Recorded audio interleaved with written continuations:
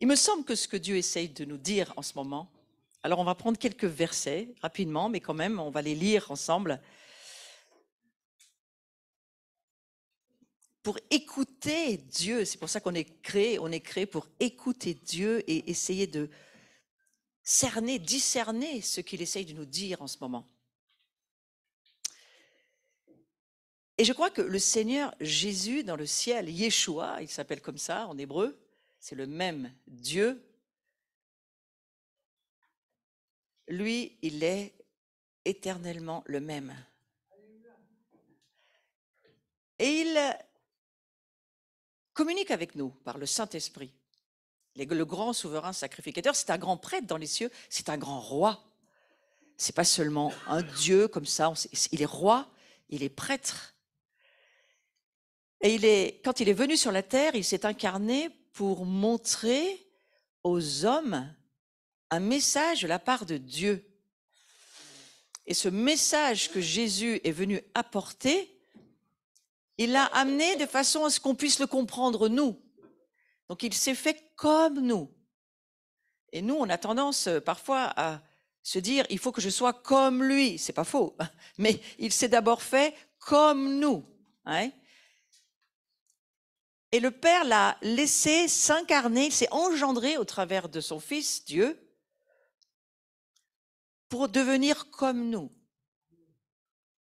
Au ciel, sur la terre, comme au ciel. Comme au ciel, sur la terre. Donc Jésus vient, il s'incarne. Mais lui, il n'est pas né d'un homme. Il est né de Dieu. C'est mystérieux. Mais dans le ventre d'une femme, je crois que la plus en interrogation, c'est pas celui qui va la naître, c'est la femme qui dit « Oh, mon Dieu, mais où est le Père ?» Elle a dû quand même se poser des questions. Hein. Où est le Père? Cet ange qui vient lui parler, heureusement. On est une grande partie à connaître cette histoire de Myriam, ou Marie, c'est la même personne. En hébreu, son nom, c'est Myriam. Et elle vit cette aventure extraordinaire de Dieu qui l'a choisi. Dieu l'a choisi, c'est parce que dans le livre des Éphésiens, nous le lisons bien pour chacun d'entre nous. Dieu nous a choisis pour quelque chose de particulier, une aventure particulière. Elle, son aventure, c'est pas celle de tout le monde. Elle va porter une semence qui vient pas d'un homme, mais de Dieu. Mais faites le parallèle avec nous. Lorsque nous rencontrons, nous entendons parler, comme l'ange a parlé à, on va dire Marie, pour que tout le monde s'y retrouve, vous aussi, un jour, vous avez entendu une voix vous parler de Dieu, et vous parler du Fils de Dieu, et vous dire que vous aviez peut-être une espérance, un plan que Dieu pourrait vous offrir pour sortir de la vie charnelle d'où vous venez, parce que nous venons d'un père et d'une mère faits de chair. Et que la fin du plan de cette vie charnelle sur la terre, c'est pas évident. D'abord parce que tout va disparaître. Il va rien rester de cette vie charnelle. C'est pour ça qu'on entend souvent dire dans les enterrements, tu es poussière, tu retourneras à la poussière. Quelle espérance. Ouais, formidable, il y a rien, il n'y a plus rien, quoi. Et non, il y a un message qui vient des cieux. Et comme Marie l'a entendu, nous aussi nous l'avons entendu. Nous avons entendu, il y a quelque chose d'autre, au-delà de toi, que je te propose. Laisse-moi ensemencer ta vie. Et tous ceux qui ont donné leur vie à Jésus sont ensemencés de la même manière que Marie. Nous recevons une semence incorruptible. Donc nous vivons ce parcours, cette aventure surnaturelle. Il n'y a pas d'âge pour ça. Un enfant de 4 ans peut le vivre. Une personne de 120 ans peut le vivre. Dieu n'est pas intéressé par le temps, il est intéressé par la matière qui prend vie. Ouais. Et alors, il va ensemencer, si nous sommes d'accord, il ne le fait pas sans notre accord, il va ensemencer comme Marie a dit, oui, nous aussi, nous sommes ensemencés. D'une vie invisible que nous ne voyons pas. Et nous devons avoir tatoué dans notre esprit et dans notre âme cette parole qui dit « les réalités sont dans l'invisible ». Les réalités, le même mot en hébreu veut dire les vérités. Nous sommes tous à la recherche de la vérité, n'est-ce pas? Les vérités, les réalités ne sont pas dans ce que vous voyez. Et mesurez la façon dont vous vivez, parce que si vous vivez avec ce que vous voyez, vous êtes hors de l'atmosphère de la gloire de Dieu. Vous êtes en dehors des réalités spirituelles, invisibles, éternelles de Dieu. Vous êtes hors de là où il voudrait que nous vivions. C'est un petit peu comme si on allait faire vivre un poisson dans l'air ou un oiseau dans l'eau, c'est impossible. Nous, on est fait pour vivre dans la gloire de Dieu. Je veux reprendre ce verset tellement important. Merci Christophe, si tu peux me le mettre sur l'écran. Hébreux, chapitre 11, verset 3. J'ai plusieurs traductions.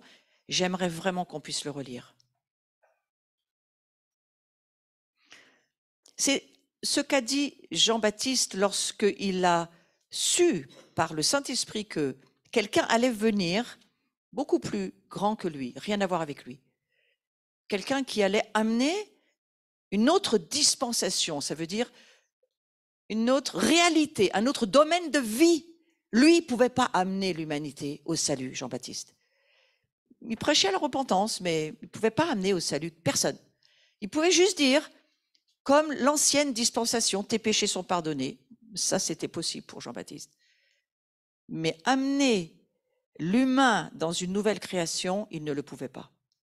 Et lorsqu'il a vu Yeshua, Jésus, là, il a dit, celui-ci, je ne peux pas délier les lacets de ses chaussures, je ne suis même pas digne de faire ça.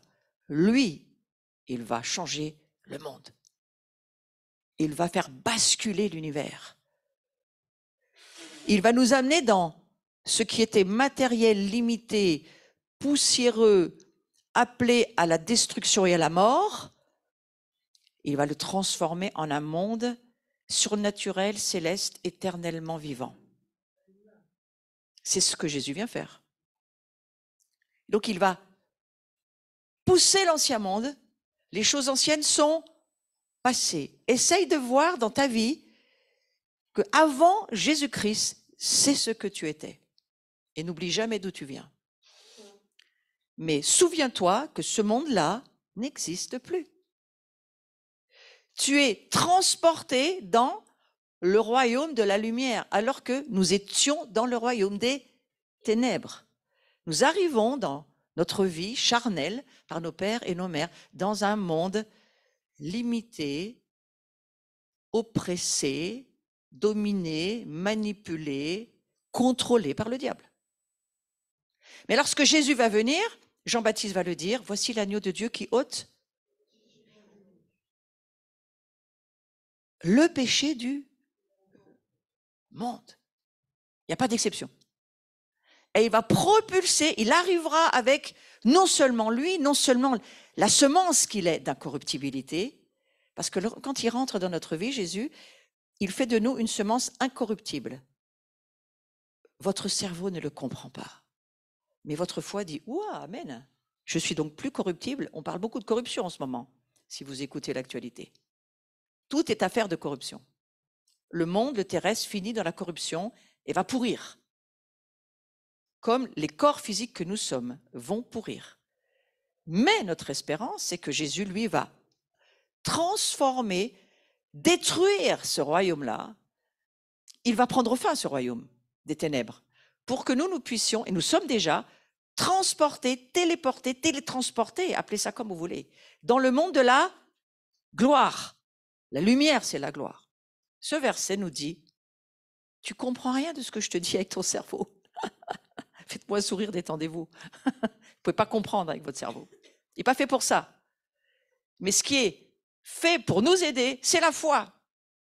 Parce que la foi, elle va faire que nous allons voir ce qui n'existe pas, mais que Dieu dit comme existant. Pas ce que le diable dit, mais ce que Dieu dit. Or, il semble que nous écoutions beaucoup trop le diable et pas assez Dieu. Donc cette foi qui est la nôtre, par la foi nous comprenons, j'aime beaucoup cette traduction, et alors que nous comprenons, nous allons pouvoir voir. Donc la foi, elle a des yeux. Dis à ta foi, oh mais je vais voir maintenant. Parle à ta foi, c'est la tienne, elle t'appartient. Oh mais je vais voir maintenant. Je vais voir des choses, c'est ce que j'appelle les lunettes prophétiques. Je vais voir pas ce que le diable veut me faire voir, mais je vais voir ce que Jésus chez moi veut que je regarde, parce qu'il vit chez moi et il devient moi ce Jésus. Ok? Mais vous voyez, lorsque Jésus n'était pas encore revenu, et la période entre le moment où Adam et Ève vont ne plus écouter Dieu, mais écouter une autre voix, la voix de Lucifer, la voix du serpent, la voix de l'ennemi, la voix que tu entends tous les jours. Tu l'entends tous les jours, cette voix-là. Tu as deux oreilles, tu n'entends pas que Dieu dans ta vie. Tu entends beaucoup le diable. Ouais. Mais tu l'entends pas mieux que Dieu, tu l'entends tout simplement. Dis pas que tu l'entends plus, tu l'entends. Ouais. Et cette voix-là, ils l'ont écoutée. Et ça a provoqué la chute, ça a provoqué... Qu'est-ce que ça veut dire la chute? La disparition de la gloire. Ce qui couvrait Adam et Ève, le manteau glorieux qui était sur eux, ce qui faisait qu'ils ne se voyaient pas eux, mais ils voyaient la splendeur, la majesté, la beauté, ce que nous essayons de voir lorsque nous adorons Dieu, nous demandons à Dieu de le voir. Voir Dieu. Qui es-tu, Dieu? C'est la grande question pour les croyants. Or, on lit dans l'Écriture, personne n'a jamais vu Dieu. Alors, pourquoi on cherche à voir Dieu si on ne va jamais le voir? Mais Jésus, quand il revient, va dire, celui qui m'a vu, il a vu Dieu. Donc, vous voyez, Dieu semble être comme nous, parce que nous sommes comme lui. S'il est comme nous sommes comme lui. C'est logique, ça va, ça tient? S'il est comme nous sommes comme lui. Nous sommes faits à sa ressemblance en termes de son ombre, sa substance, son essence. Dieu est glorieux, nous sommes glorieux. Avant la chute, c'est une certitude. Adam et Ève sont enveloppés de lumière, ils ne voient pas qui ils sont sans Dieu, ils sont comme Dieu. C'est compliqué à expliquer, mais je le dis le mieux que je peux. Et il y a quelque chose qui m'a beaucoup aidé à comprendre la gloire, et je vais essayer de vous le dire. Moi, j'ai les projecteurs dans les yeux. Je vous vois, mais je vois d'abord les projecteurs. Et si j'approchais ces projecteurs, je ne verrais plus que la lumière et rien d'autre. Eh bien, c'est comme cela que vivaient Adam et Ève avant la chute, c'est-à-dire avant la disparition de la gloire. Adam et Ève étaient entourés, remplis, vivaient dans l'atmosphère comme un poisson vit dans l'eau, eux ils vivaient dans la gloire. La comparaison est très simple. La gloire était partout et ils avaient cette gloire. Mais gloire égale quoi? C'est le seul mot que nous pouvons donner à Dieu. Ce mot ne va qu'à Dieu. Aucun homme ne peut être glorieux. La gloire ne peut pas être une capacité humaine. La gloire, c'est la sainteté, c'est les qualités, les attraits, tout ce que Dieu est et que nous ne sommes bien entendu pas, surtout depuis la chute, c'est-à-dire la disparition de la gloire. La gloire est partie, mes amis. Et lorsqu'elle est partie, tout à coup, cette incroyable lumière, splendeur, majesté de Dieu qui était sur Adam et Ève est partie. Alors on va faire la comparaison avec ce fameux projecteur. Si j'éteins le projecteur, moi je peux aller le regarder, ce projecteur. Puis qu'est-ce qu'il va y avoir à l'intérieur? Les spécialistes de la lumière. Des filaments, des je ne sais pas, des espèces de bricoles à l'intérieur. Hein.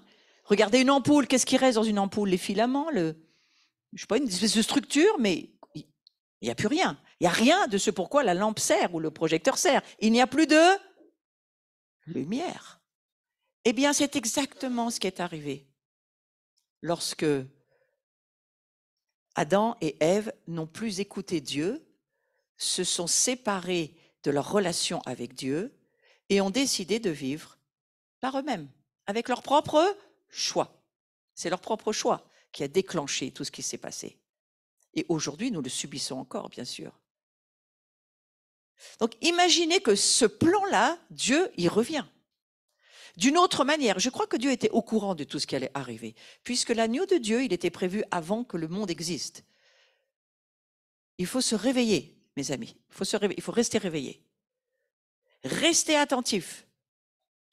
Parce que regardez cette gloire qui était. Alors, où est-elle maintenant?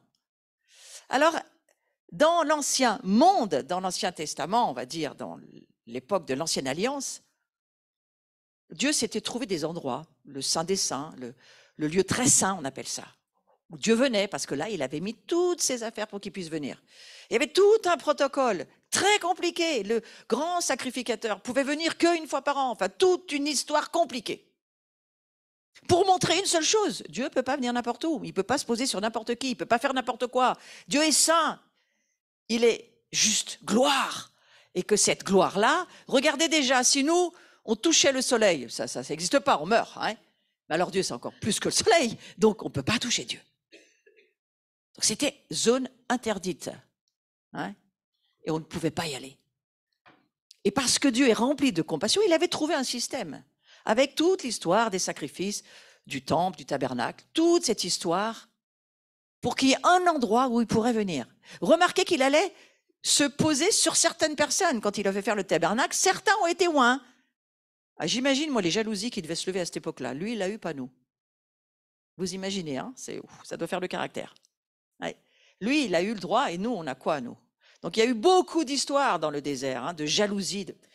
Mais la gloire n'était pas accessible que quand Dieu le décidait, avec qui il voulait, quand il voulait. Et imaginez encore qu'il choisit le peuple d'Israël, toutes les autres nations. Et nous alors? Donc ça lève toutes les jalousies. Tout se lève. L'antisémitisme va commencer il y a bien longtemps. Hein. Pourquoi? Par les choix de Dieu. Et puis toi, tu vas peut-être être aussi l'objet de jalousie. Comment tu peux te permettre de dire que tu connais Dieu, que tu es sauvé, et puis nous alors? Tu l'as jamais entendu ça, quand tu commences à parler de Jésus? Tu as le même problème que les Juifs. Ah oui, mais il t'a choisi, mais moi j'ai rien demandé. Oui, mais toi tu as choisi. Tu as choisi. Dieu ne t'a pas obligé de devenir croyant, il t'a proposé d'être croyant. Et tu as choisi. Les Juifs n'ont pas choisi. C'est ce qu'ils nous disent. Hein. Donc, cette histoire de la gloire, revenons-y. Lorsque le péché est rentré, le péché, c'est-à-dire, ils n'ont plus écouté ni suivi la volonté de Dieu pour eux. C'est ça le péché, hein, c'est pas tout le reste. C'est lorsqu'ils n'ont plus écouté. Vous m'entendez bien dans votre vie de tous les jours? Lorsque nous n'écoutons plus Dieu. Alors attention qui vous écoutez, c'est pas d'écouter ni un pasteur ni l'église qui dirige votre vie. Hein. Non, non, non, c'est pas écrit ça dans la Bible. C'est pas écrit mes brebis entendent la voix du pasteur et elles me suivent. C'est pas écrit ça. Hein. C'est écrit mes brebis entendent ma voix. Hein. Donc l'église, elle a la responsabilité d'amener les brebis, non pas écouter la voix du pasteur ou du ministère machin ou du YouTube truc, mais d'écouter la voix de Jésus. Or, il y a un peuple qui court après la voix humaine. Et ça, c'est dangereux. C'est pas ce que Dieu nous dit de faire. Mais la voix de Jésus. Un enfant entend la voix de Jésus. N'importe qui peut entendre la voix de Jésus. Et elles me suivent. Donc l'idée, c'était vraiment d'entendre la voix de Dieu, de faire sa volonté. Et ça a disparu. Lorsque cela a disparu, la gloire est partie. Vous voyez, essayez de saisir comment Dieu réagit à sa gloire lorsqu'on ne l'écoute pas, lorsqu'on n'en tient pas compte, lorsqu'on fait comme s'il n'était pas là, et lorsqu'à la limite, on s'en fout de lui. Ouais, il s'en va. Donc dans notre vie chrétienne, on peut voir la gloire s'en aller. Ou au contraire, on peut la voir revenir. Parce qu'il y a dans l'Écriture beaucoup de versets qui nous parlent de la gloire. Sauf que on n'a pas envie d'en parler parce qu'on ne la comprend pas. Parce que la Bible, si on la lit par le cerveau, on oublie la gloire. Mais si on lit la Bible avec le Saint-Esprit, on devient plus que passionné, on devient boulimique de la gloire de Dieu. On a envie de manger, on a envie de savoir, on a envie d'y aller, on en veut plus. Pourquoi? Parce que c'est tout simplement merveilleux. Et parce que c'est tout simplement l'atmosphère dans laquelle Dieu veut que nous vivions. Comment est-ce que nous maintenons cette atmosphère? Je vais aller très vite là-dessus, mais quelques mots pour vous dire. Vous la maintenez, cette atmosphère de gloire, par vos paroles.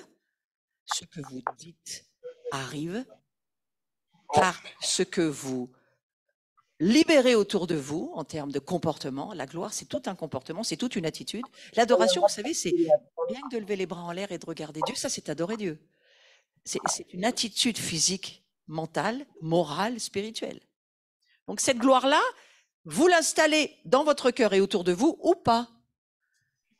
C'est pourquoi Dieu est très intéressé par notre caractère en termes de communauté d'église et en termes personnels de vie. C'est quoi ton caractère? T'as bon caractère ou t'as mauvais caractère? Tu vis le fruit de l'esprit, c'est-à-dire la gloire. Le fruit de l'esprit, pour moi, c'est la gloire qui prend de l'épaisseur, de la hauteur, de la largeur, de la profondeur. C'est pas seulement l'amour, c'est le caractère. Dieu est intéressé par le caractère. Pourquoi? Parce qu'il va se marier avec nous. Il est intéressé, il veut pas épouser une boudeuse ou une entêtée ou une casse-pied. Tu vois, ça l'intéresse pas, ça, Dieu. Donc, il prépare son mariage, il est pas fou. Hein. Et il dit, moi, je veux une épouse que je vais pouvoir supporter. Hein. C'est mon interprétation des textes, hein, excusez-moi. Mais c'est quand même cela. Pourquoi il s'intéresse autant à notre caractère? Parce que la gloire, elle demande de la sainteté. Et la sainteté, c'est un caractère. C'est beaucoup plus important pour Dieu de nous voir mûrir et grandir. La Bible est très très claire. Il faut que tu grandisses. Ça veut dire quoi? Change ton caractère, change ta façon d'être. Deviens comme moi je suis, parce que j'épouse pas quelqu'un que je vais pas supporter. C'est ça que Dieu dit. Alors allons sur ce verset de la gloire. J'ai quelques petits passages pour nous convaincre, mais plus que ça, pour nous attiser l'appétit spirituel. Attisons notre appétit spirituel de vivre dans cette atmosphère de gloire que nous ne pouvons vivre qu'ensemble. C'est l'idée de Dieu. Former des corps locaux, quelle que soit leur forme, quelle que soit leur couleur, soyez un ensemble, aimez-vous, vivez ensemble, partagez votre foi, adorez-moi, je viendrai, je serai là, je ferai bouger les choses. Pour moi, c'est ce que je comprends de l'Évangile. Alors allons sur un premier verset de Romains 3, 22-24. Alors j'ai la traduction The Message, mais on va mettre celle que vous avez l'habitude de lire, et moi je vais vous lire la traduction The Message, à moins que tu la trouves, mais c'est un peu compliqué, Christophe. Lisons déjà le verset qu'on a l'habitude de lire. Oui, on est plein d'habitudes qu'il faut changer. C'est la justice de Dieu par la foi en Jésus-Christ pour tous ceux qui croient. Il n'y a pas de différence. Il faut même mettre le 23. Tous sont péchés, sont privés de la... De quoi on est privé? Voilà. Nous sommes privés de la gloire de Dieu. Nous ne sommes pas privés d'autre chose. Qu'est-ce que ça veut dire? The Message. Par pure générosité, Dieu nous a déclarés justes avec lui. On va dire Amen. Parce que il nous a déclarés justes avec lui. On ne mérite pas, mais c'est ce qu'il a dit. Et beaucoup de gens donnent tort à Dieu en disant, tu ne peux pas me déclarer juste, c'est trop péché. Mais dis donc, t'es qui, toi, pour dire ça à Dieu? Si Dieu te déclare juste, arrête de dire que tu es injuste. Ça fait 2000 ans qu'on se bat contre ça. Hein. 2000 ans qu'on prie pour que l'Église comprenne que ses péchés sont pardonnés. Il faudra avancer, vous ne croyez pas? OK? Donc nos péchés, ici, n'existent plus. Nous sommes déclarés, pas tout seuls, juste avec lui, en lui. Ben oui, s'il n'était pas là, on ne serait pas juste. Je continue dans la traduction du message. C'est un cadeau. Vous aimez les cadeaux? J'ai entendu des gens me dire, j'aime pas les cadeaux, je les ouvre jamais. Ben, moi, je suis pas comme ça. Hein. Moi, j'aime bien les cadeaux, puis j'aime bien les ouvrir. Puis j'aime bien quand ça me plaît. Il nous a sortis du gâchis dans lequel nous étions. Est-ce que tu vois le gâchis sans Dieu de ta vie? Et il nous a restaurés là où il a toujours voulu que nous soyons. Il l'a fait par Jésus-Christ. Où est-ce qu'il a toujours voulu que nous soyons? Ah, merci, il y en a qui l'a dit. dans sa gloire. Ça, c'est le changement de paradigme, hein. On passe de la religion à l'expérience de la puissance de Dieu. Il a toujours voulu qu'on vive dans sa gloire. La gloire n'est pas réservée à Dieu, au contraire, il l'a libérée pour qu'elle vive chez nous. Je vais vous le prouver par l'Écriture. Romains chapitre 5, verset 2, version Semeur. Par lui, nous avons eu accès, au moyen de la foi, à ce don gratuit de Dieu qui nous est désormais acquis. C'est quoi ce don gratuit qui nous est acquis? Nous sommes justes, nous sommes justes. Arrêtez de regarder toujours votre vie comme comme un singe cherche les poux de son voisin, où sont encore mes péchés. Arrêtez. Une fois que votre vie est donnée à Jésus et que vous avez fait la liste et vous avez donné, c'est fait. Parce que sinon, vous avez passé votre vie à essayer de trouver des péchés qui, des fois, n'existent même pas. Donc, il faut là encore passer à autre chose. Ça va être l'expression de cette année. Hein. Passer à autre chose. Dieu essaye de nous dire, il y avait un ancien monde où il n'y avait plus de gloire. Maintenant, on passe à autre chose. On passe dans un monde où il y a de la gloire. Ouais. C'est la parole de Dieu pour cette année. Nous passons à autre chose. Ouais. Amen.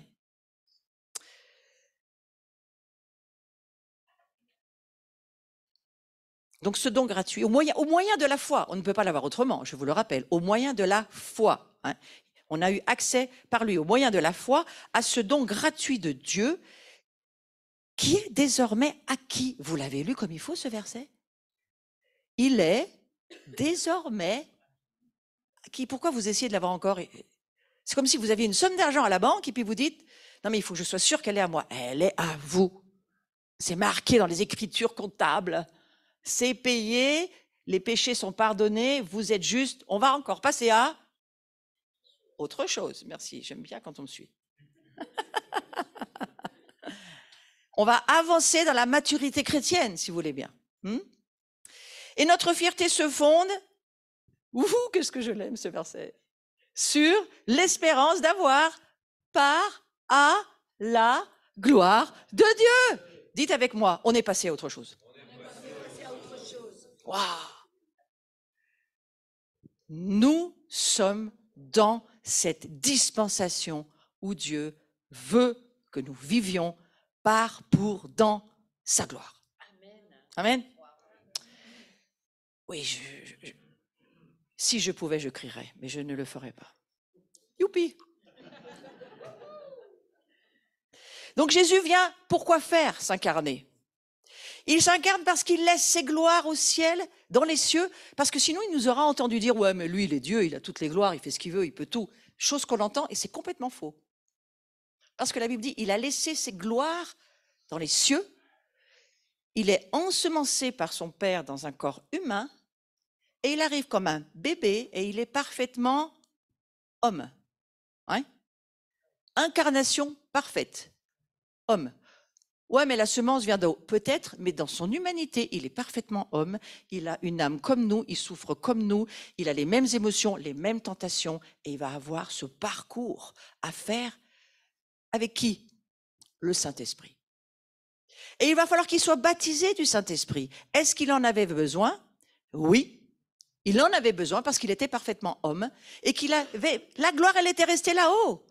Il est descendu dans une semence où il fallait que la gloire revienne. Et Dieu ouvre les cieux le jour de son baptême et le Saint-Esprit vient, Jean-Baptiste le voit. Il voit comme une colombe. Alors, de nouveau, le Saint-Esprit n'est pas un oiseau, on le redit. C'était une image de Jean-Baptiste pour dire, Dieu lui avait montré à Jean-Baptiste, tu vois, là, c'est sur lui maintenant. Le Saint-Esprit est descendu sur lui. Et c'est à partir de ce moment-là que Jésus va nous montrer qui nous sommes. Vous m'avez entendu? Il vient nous montrer qui nous sommes. Voilà ce que j'attends de vous, que vous croyez que l'Esprit Saint descend sur vous, que vous avez la capacité. Et maintenant, vous allez pouvoir marcher et vivre et apprendre de nouveau à vivre dans ma gloire. Alors nous en avons une part, bien entendu. Je ne suis pas le temple de Dieu et je n'ai pas la gloire de Dieu. Je suis une part et j'ai des arts, c'est-à-dire un acompte de l'Esprit. Et Dieu, je pense qu'il est très au courant de nos histoires humaines et il se dit, nous allons partager nos gloires, histoire qu'ils prennent pas tout, que ça recommence pas l'histoire, qu'il y en a un qui veulent tout le paquet. Hein. Donc chacun va en avoir un petit bout et en plus, il va falloir qu'ils se supportent. Ça va être très bien pour leur caractère. Ça, je pense que c'est le plan de Dieu pour l'humanité, hein. Jusqu'à son retour. C'est pour ça que certaines églises prient plus que d'autres. Reviens Jésus, on n'en peut plus, on ne supporte plus. Et d'autres qui disent, oh Seigneur, c'est bien quand même qu'on soit ensemble, reviens, c'est bien. Ouais. Quelques autres versets pour nous aider, simplement nous aider. Quand Jésus va dire, celui qui m'a vu a vu le Père, Jean 14, verset 9, Jésus dit, il y a si longtemps que je suis avec vous, et tu ne m'as pas connu, Philippe. Celui qui m'a vu a vu le Père. Comment tu dis, montre-nous le Père? Alors, si nous, aujourd'hui, nous croyons par la foi, laissez toujours votre cerveau à l'arrêt, hein, mais par la foi, voyez ce que Dieu dit, entendez, accueillez, laissez pénétrer dans la semence incorruptible ces paroles qui sont en train de nous former, de nous édifier, de faire en nous qui nous sommes vraiment, parce que qu'est-ce qui nous fait grandir, naître, qu'est-ce qui nous forge, qu'est-ce qui nous forme, qu'est-ce qui nous bâtit, qu'est-ce qui nous construit? La parole de Dieu. Donc c'est cette parole qui devient pour nous mystère incroyable, qui nous transforme de ténèbres en lumière. Et c'est là où Jésus va dire une parole énorme. Parce que si nous voyons le Père, nous voyons qui? Nous voyons la famille. Pourquoi il dirait le Père? Pourquoi il dit le Père? Et Satan va être furieux, je vois ses narines avec le tch, en disant, il n'y a pas moyen, on va les aveugler de cette horrible chose qui va nous poser tellement de problèmes. Une famille qui s'aime, nous, on est cuit, on est fini. Vous comprenez?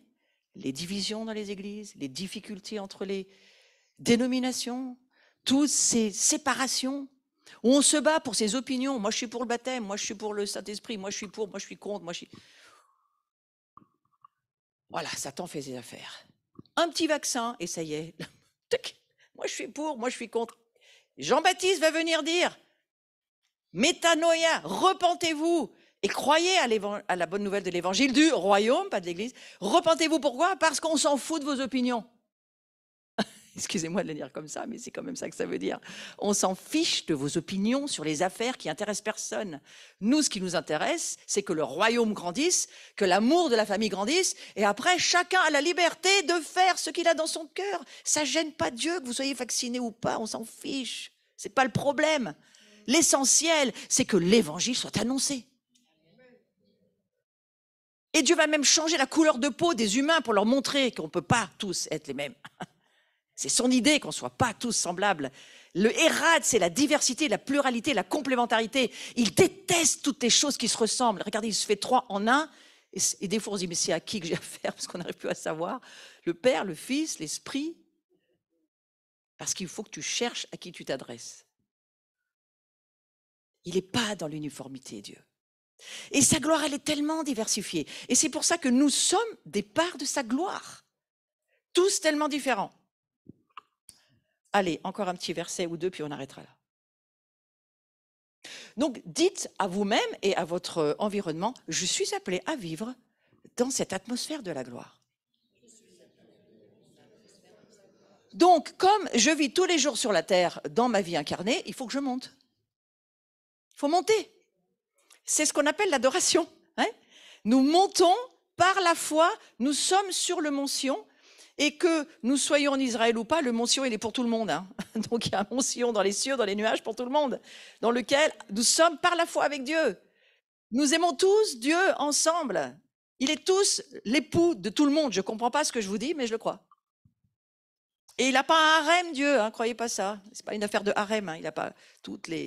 Il a une seule épouse. C'est un texte spirituel.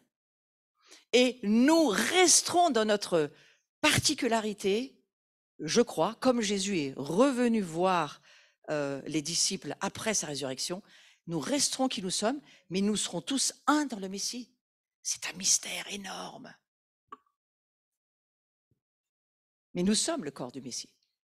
Alors, revenons à cette gloire. Romains, allez, encore un dernier verset et je m'arrête. Romains, chapitre 8, verset 18, dans la Semeur. Ceci dit, pourquoi est-ce que nous sommes appelés à vivre dans les cieux? Parce que nous sommes spirituels. Nous ne sommes pas une âme. Nous sommes un esprit créé par Dieu. Cet esprit est devenu mort, séparé de la gloire et de la présence de Dieu, mais de nouveau parce que en Christ, nous renaissons et nous rentrons dans une nouvelle création. Ça, c'est un grand sujet dans lequel nous irons plus tard. Cette recréation que nous sommes aujourd'hui fait de nous pas des âmes vivantes. Ça, c'est Genèse qui le dit. Nous sommes nés âmes vivantes par nos pères et nos mères. Mais Paul va dire dans les Corinthiens, nous devons devenir un esprit vivifié. C'est-à-dire que nous passons de l'homme animal à l'homme spirituel, à la femme animale, à la femme spirituelle. Alors imaginez une église où ce sont tous des êtres charnels, des animaux qui vivent leur religion, c'est pas très intéressant. Il faut qu'on devienne une église spirituelle qui vivons par la foi ce que Dieu nous dit qu'on a à vivre.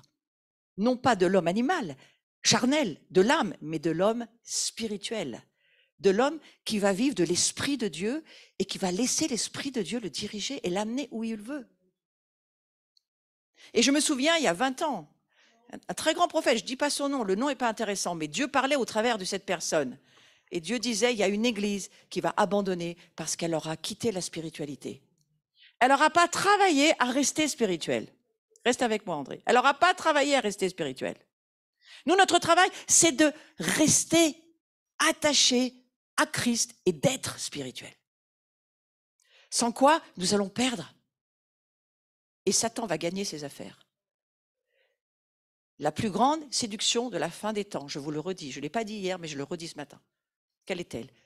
Derek Prince, docteur de la loi, décédé aujourd'hui, un des hommes les plus reconnus au niveau de l'interprétation des textes, docteur des Écritures, parlant le grec et l'hébreu, va dire, de tout ce que j'ai compris, la plus grande séduction de la fin des temps, c'est de vivre par la chair en pensant qu'on est spirituel. Oui. Que Dieu nous garde de cela. Nous devons être ce que Dieu dit que nous sommes, des êtres spirituels, qui vivons par le Saint-Esprit, qui marchons par le Saint-Esprit, qui cherchons le Saint-Esprit, qui avançons par, avec, pour, comme Jésus l'a fait sur la terre, le Saint-Esprit. Ce fameux dernier verset, Romains chapitre 8, verset 18. J'estime d'ailleurs qu'il n'y a aucune commune mesure entre les souffrances de la vie présente et la gloire qui va se révéler. Où ça? C'est pas chez les autres. Hein. C'est pas dans le monde, les autres. Elle va se révéler en... Vous la cherchez, cette gloire? Est-ce que vous la cherchez? Parce qu'elle va se révéler maintenant. Cette gloire, elle va se révéler dans l'Église, dans les croyants. En nous, ça c'est écrit pour les chrétiens, les vrais, ceux qui vivent une vie spirituelle. Je vais vous le lire maintenant dans la version second. J'estime que les souffrances du temps présent ne sauraient être comparées à la gloire à venir qui sera révélée pour nous. Vous voyez les traductions? Aussi la création attend-elle un ardent désir, avec un ardent désir. Qu'est-ce qu'elle attend, la création, avec un ardent désir? Qu'est-ce qu'elle attend, la création, avec un ardent désir? La révélation, pas les informations. Pas des tas de choses qu'on sait qu'on ne vit pas. Pas des informations. On n'est pas sur les actualités de la télévision, là. La révélation. Donc il va falloir le Saint-Esprit pour révéler la révélation des fils et des filles de Dieu. Qui sont-ils? Que portent-ils? Que font-ils? Et la création, elle attend. Donc si vous avez besoin de ressusciter quelque chose, commencez par une plante verte dans votre jardin, ça ne gênera personne. Commencez à l'extérieur, voyez, sur des choses de ce monde. Commencez à travailler avec la gloire qui est au fond de vous. Posez pas des problèmes aux autres, confrontez-vous avec qui vous êtes vraiment et faites ce que Dieu vous dit. Je me souviens une année, je vais quand même la raconter celle-là. On avait planté, ma belle-fille et moi qui est là, un un bambou, sans savoir, il était mort, ce pauvre bambou, il était mort, il était ridiculement mort, il était minuscule et on était sûr qu'il allait mourir. Mais moi, comme je voulais déjà un peu m'exercer sur la gloire, je me suis dit, là, on ne craint rien, on va prier sur le bambou pour qu'il revive, qu'il ressuscite. Bichette, il était tout... Oh là là, maintenant, aujourd'hui, on ne sait plus comment s'en débarrasser, il y en a une forêt. Le voisin est venu nous dire, c'est vous qui auriez planté ce bambou? Je fais, il est chez vous, le bambou. Je n'ai pas répondu à sa question, j'ai fait comme Jésus, il est chez vous, le bambou. En fait, oui, je l'ai planté chez vous, en fait. Je n'ai pas fait exprès, en plus. Mais commencez sur quelque chose. Quel dommage qu'on ne comprenne pas que Dieu a fait le meilleur pour que nous portions cette gloire. Que nous puissions voir des malades guéris, des prisonniers libérés, c'est sûr, c'est bien, il faut le faire. Lorsque Dieu nous le demande, il faut le faire. Voir des personnes qui n'ont aucune espérance, redonner de l'espérance. Donner de la joie à ceux qui n'en ont pas. Donner de l'amour à qui n'en reçoit pas. Ça, c'est toute la gloire de Dieu qui doit se libérer de nous. Et je vais arrêter là, mais je vais finir sur ce verset 20. Car la création a été soumise à la vanité. Vous êtes d'accord? La création actuelle, elle est soumise à la vanité. Non de son gré, c'est pas à cause d'elle, mais à cause de celui qui l'y a soumise. Avec qui l'y a soumise? La création à la vanité. Dieu, répondez, c'est Dieu. Il y a soumis. Il nous a, nous aussi, soumis à venir sur cette terre ténèbres. On est soumis à ça. Vous n'avez pas le choix. Vous naissez perdu, hors de Dieu, hors de la gloire de Dieu. Vous n'avez aucun choix. D'accord? Mais, regardez la suite. Avec l'espérance. C'est pour ça que ça ne peut pas être le diable. Le diable ne vous donne pas d'espérance. Avec l'espérance qu'elle aussi sera affranchie de la servitude de la corruption. Pour avoir part à la liberté de la gloire des enfants de Dieu. Mes amis, j'espère que vous êtes convaincus. Nous sommes appelés à avoir part à la liberté. À la liberté. Donc je vais nous demander de nous lever tous ensemble et nous allons prier sur ces quelques versets de Romains 8, de Romains 5, souvenez-vous-en, et on va prier pour que quelque chose dans notre esprit bouge les lignes, que l'ancien monde disparaisse en nous, les anciennes choses qui nous bloquent de pouvoir rentrer dans les nouvelles choses, les paradigmes, les façons de penser, les façons de voir, les mentalités, les habitudes, même certaines Bibles. Il faut acheter d'autres traductions, changer. Change. 7 fois, Dieu va dire aux 16 églises de l'Apocalypse, change. Parce que tu ne peux pas avancer avec moi si tu ne changes pas. Viens pas me dire que tu ne veux pas changer. Vous savez, c'est un petit peu comme quelqu'un dans le mariage, où ça ne fonctionne pas entre les deux, et il y a un des deux qui dit « moi je ne changerai jamais ». Oh. Alors il n'y aura pas de suite, il n'y aura pas d'histoire, ce ne sera pas possible. Seigneur, je prie pour vous qui êtes sur le Zoom aussi, qui suivez ce matin avec nous. Je prie que le Saint-Esprit révèle à ton esprit sa gloire. Ferme tes yeux. Tu sais, la Bible a dit, ferme la porte de ta chambre, c'est tes yeux, et reste avec moi. Et laisse-moi faire pénétrer ma gloire dans ta vie ce matin. Et c'est ce que je prie. Je prie que la gloire de Dieu, qui est dans cette atmosphère que nous avons créée, avec la participation angélique, avec le monde céleste, mais aussi les incarnations que nous sommes, remplies du Saint-Esprit, que la gloire de Dieu pénètre nos esprits, nos âmes et nos corps. Et que là où est Dieu, là est la guérison, là est la liberté, là est l'élargissement spirituel, là est la maturité, là sont les naissances, là sont les renaissances de tout ce que Satan voudrait voler et faire détruire ou mourir. Seigneur, tu le ressuscites au nom de Jésus. Il y a des résurrections dans nos vies ce matin, de lire l'Écriture et de comprendre pour qui, pourquoi, comment, tout ce que Dieu a fait pour nous, et de lever nos mains pour dire Seigneur merci, nous en voulons plus, nous voulons plus de toi, plus de révélation, plus de ta gloire, plus de voir ton royaume, plus d'y entrer et plus de le libérer, parce que nous sommes appelés à libérer la gloire de Dieu. Et au nom de Jésus, je détruis les structures de pensée, les habitudes, ce qui au fond de ta vie t'empêche de vivre cette gloire de Dieu, te bloque, que ce soit dans le domaine du pardon, que ce soit dans le domaine de l'incapacité, de l'incrédulité. Seigneur, détruis ces forteresses, nous les détruisons en ton nom, Jésus. Nous abattons les raisonnements, les arguments, les imaginations, les raisonnements qui se lèvent contre la gloire de Dieu. Et nous disons, le peuple de Dieu est appelé à rentrer, à vivre dans la gloire. Il est appelé à être sa gloire. Il est appelé à marcher dans la gloire. Il est appelé à vivre dans la gloire. Et je crois, Seigneur, que ce matin, il y a une part, une portion pour chacun de nous, en termes de communauté, mais aussi en termes de croyants, dans ta vie de tous les jours, dans ta maison, dans ton cœur, dans ta famille, dans tes relations, que la gloire se répande.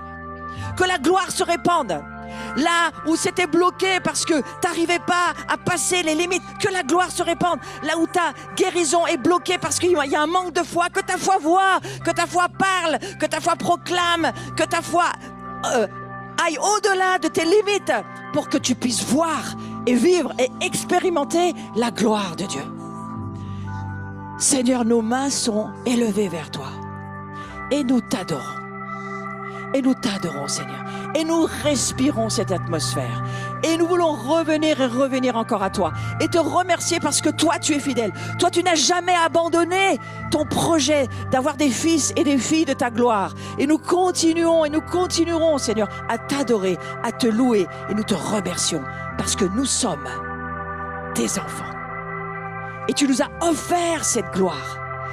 Et nous voulons payer tous les prix qu'il faudra, Seigneur, pour que cette gloire continue de gloire en gloire, de gloire en gloire, sur ta vie, de gloire en gloire, sur tes relations familiales, de gloire en gloire dans ton travail.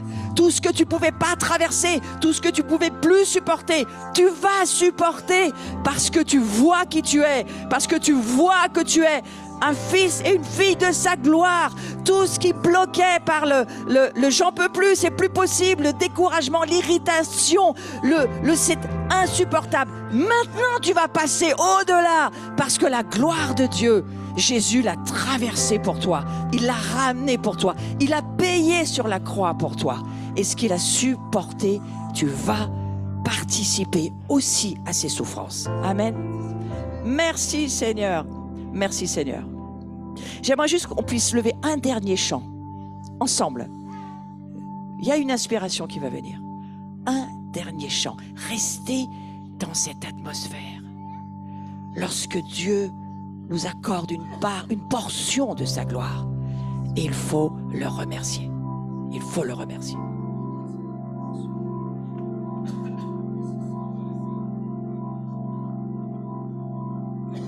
Restez en contact avec Dieu. Fermez vos yeux. Adorez-le.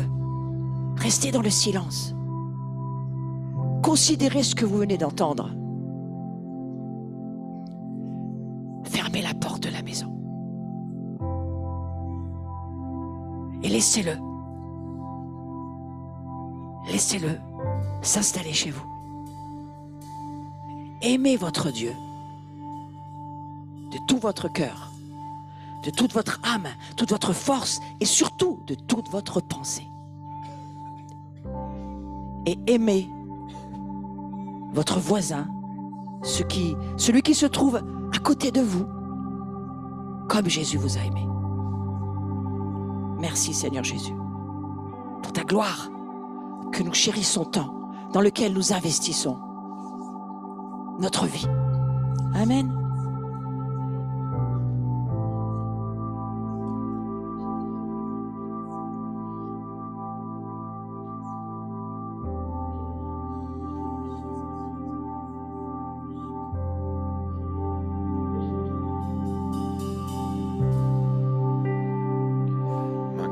Tu as porté, tu t'es offert, crucifié pour ma liberté.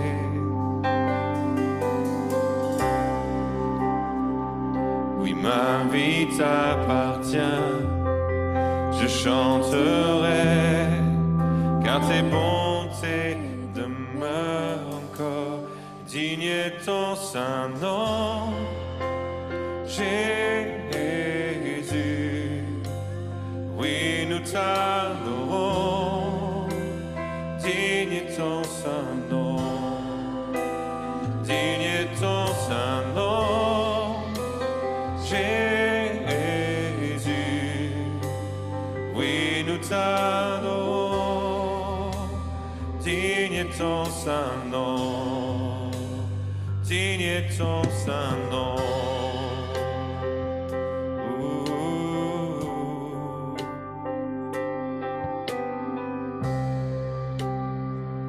La honte a disparu, ébloui par ton amour si suffisant. Ta grâce est infinie, je chanterai, car tes bontés demeurent encore. Digne est ton saint nom, Jésus. Oui, nous t'adorons, digne est ton saint nom, digne est ton saint nom, Jésus. Oui, nous t'adorons, digne est ton saint nom, digne est ton saint nom. Oh, oui, nous t'adorons, digne est ton saint nom, digne est ton saint nom, Jésus. Oui, nous t'adorons, digne est ton saint nom. Sois exalté au plus haut des cieux, comme ta gloire remplit ce lieu. Toi seul est digne de louange, car ton nom est le plus haut. Sois exalté au plus haut des cieux, comme ta gloire remplit ce lieu. Toi seul est digne de louange, car ton nom est le plus haut. Sois exalté, sois exalté, sois exalté, sois exalté, sois exalté au plus haut des cieux, comme ta gloire remplit ce lieu. Toi seul est digne de louange, car ton nom est le plus haut. Sois exalté au plus haut des cieux, comme ta gloire remplit ce lieu. Toi seul est digne de louange, car ton nom est le plus haut. Jésus, oh, Jésus, oh, oh, Jésus, oh, Jésus, oh, sois exalté au plus haut des cieux, comme ta gloire remplit ce lieu. Toi seul est digne de louange, car ton nom est le plus haut. Sois exalté au plus haut des cieux, comme ta gloire remplit ce lieu. Toi seul est digne de louange, car ton nom est le plus haut.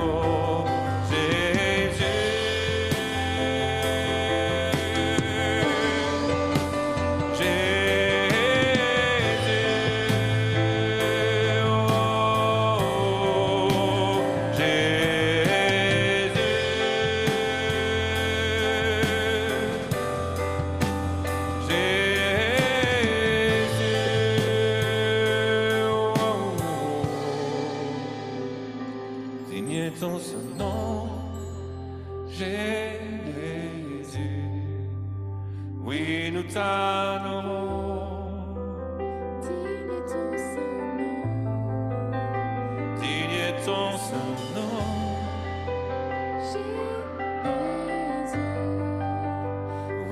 nous t'adorons.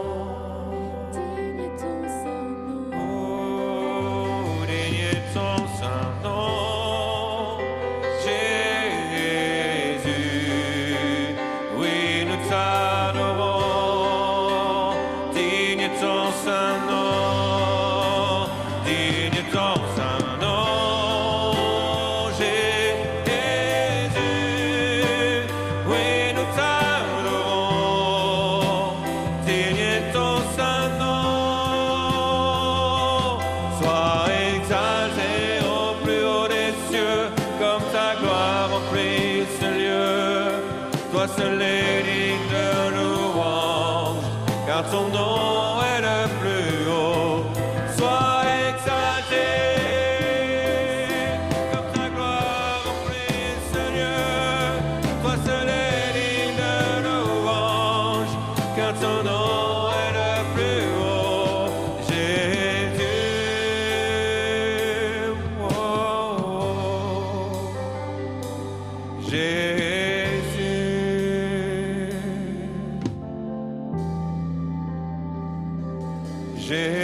Jésus, oh, oh, oh.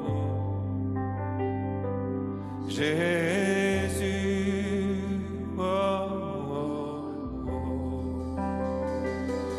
Jésus, oh, oh, oh.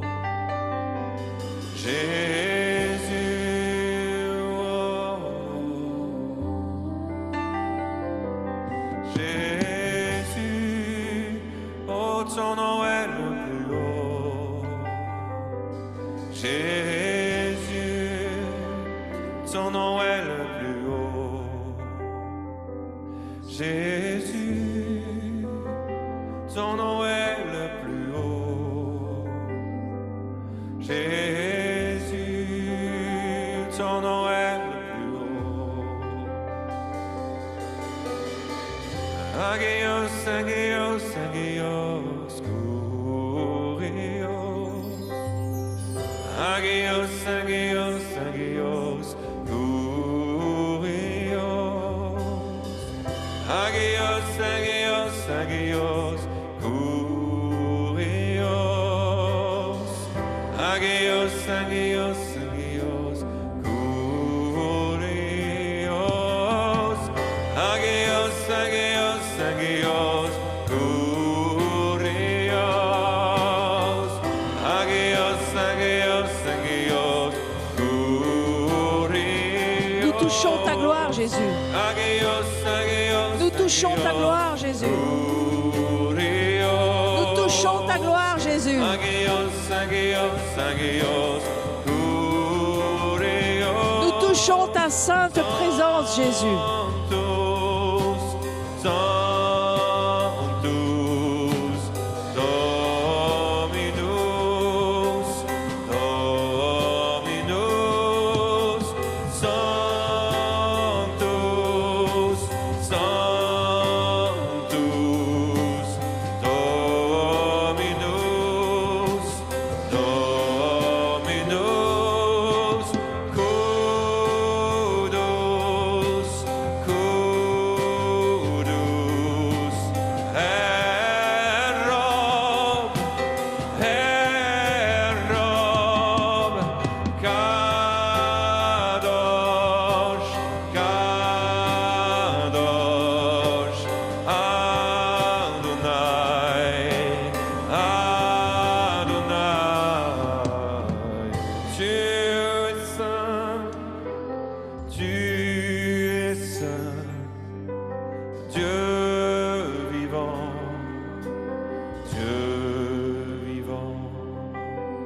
Tu es saint, Tu peux toucher sa gloire. tu es saint, Tu peux la toucher, cette gloire. Dieu vivant. Tu peux pénétrer cette gloire. Dieu vivant.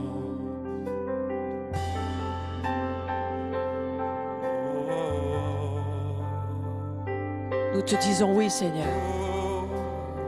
Oui à ta sainteté. Oui à ta gloire. Agios, Agios. kurios. Agios, Agios. Agios, Agios, Agios. Agios, Agios, Agios.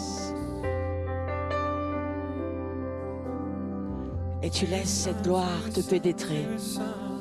Et tu laisses cette gloire entrer dans ta vie, toucher ta vie. Tu laisses cette gloire pénétrer ton cœur, ton corps, ton âme. Tu es saint, tu es saint, tu es saint, Seigneur. Tu es saint, tu es saint, tu es saint, Seigneur.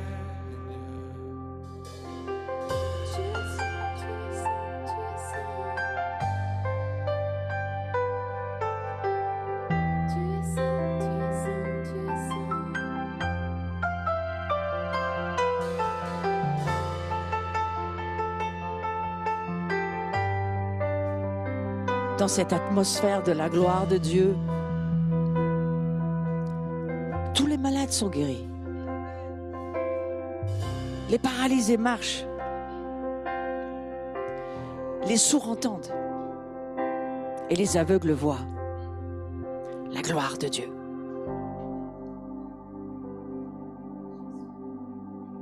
Merci Seigneur.